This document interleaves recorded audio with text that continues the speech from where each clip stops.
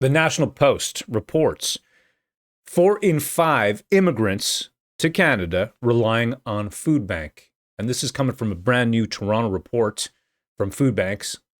And unprecedented numbers, huge increase in numbers. And of course, they use the word newcomers here. I want to point that out. I want to take a moment here just to say that that is some new speak.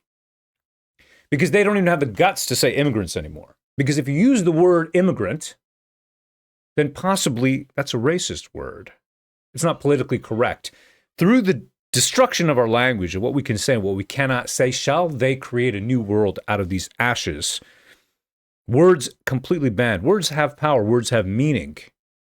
And immigrant is not a bad word to say.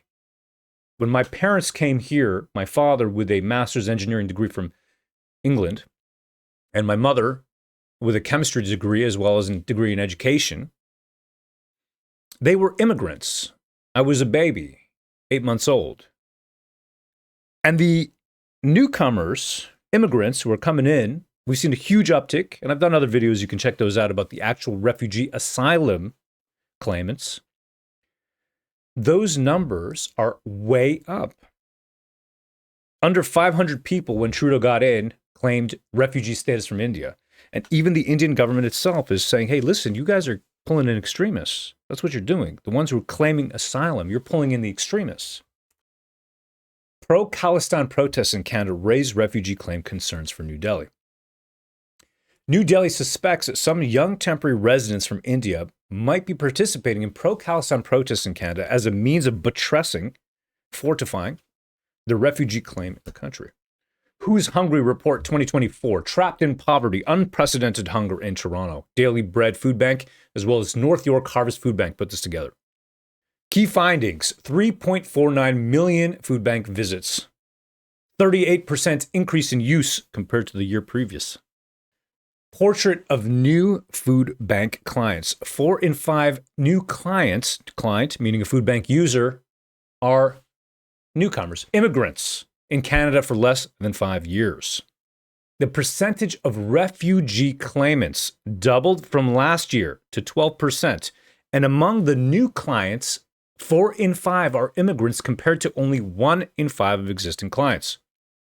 Now I look at these numbers and it's so clear to me. I want to put this out there to you, just so you know for a fact here, that even though the Trudeau government has committed a 20% reduction in numbers of immigration over the next 3 years, that's still 1 million new people in Canada. Immigrants, they're called. Immigrants. I said the word. It's a dirty word. Immigrants. We need the best of the best. We can't have people here who are abusing the system. Asylum seeking is way up now. It's way up. And unfortunately, what we have is this strange case of asylum seekers claiming political persecution in the countries at home where they are designated as radicals because they believe in political change through violent means. So we find ourselves in a very strange situation where the Canadian government opens the door to radicals, and then the food banks are overloaded with those very same newcomers, immigrants.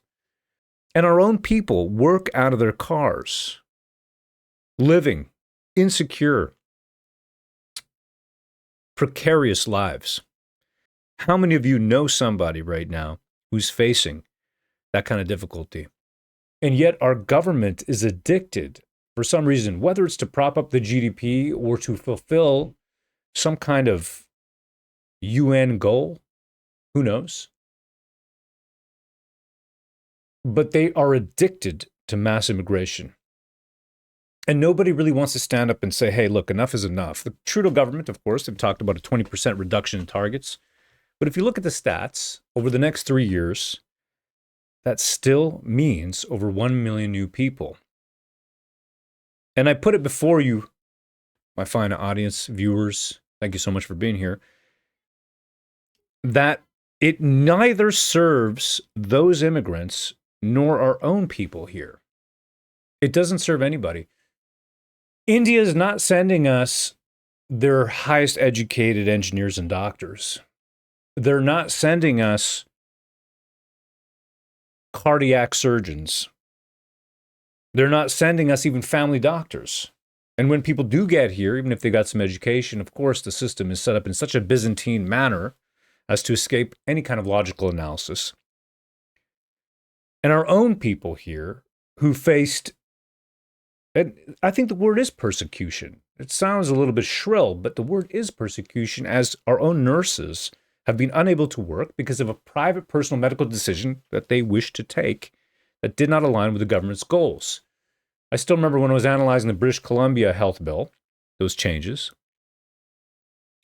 they would absolutely not allow a vast class of healthcare practitioners to practice if their own personal beliefs were different to the government's. So there's a whole set of factors that are going into this mess that we see before us today that have led to a country that was once the envy of the world. You know, you'd backpack around the world and you'd see a Canadian flag. Even the Americans would wear a Canadian flag because everybody knew Canada had the best reputation on the planet. Not so much today, thanks to Trudeau government from 2015 to today.